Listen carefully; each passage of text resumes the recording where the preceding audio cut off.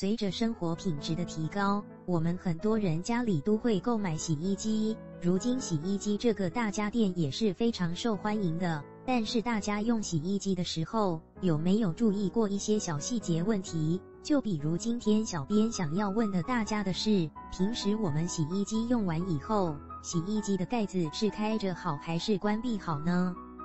看完才知原来我家一直做错20年了。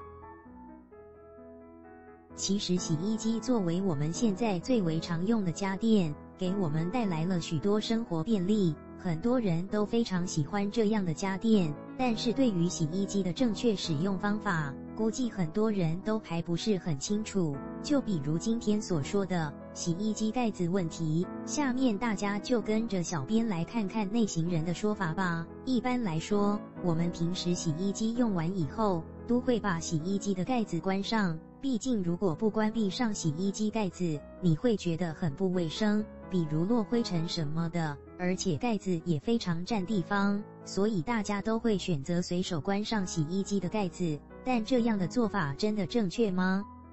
其实内行人是这样认为的，洗衣机帮助我们清洁衣服，所以需要用到水，而我们洗衣机虽然帮衣服脱水了，但其实还是会比较潮湿的，而这个时候我们顺手就把洗衣机的盖子关上，其实这样是不怎么正确的，因为这种做法会容易导致洗衣机里面的湿度增加，容易滋生细菌，最终会让我们的衣服洗得更加不干净。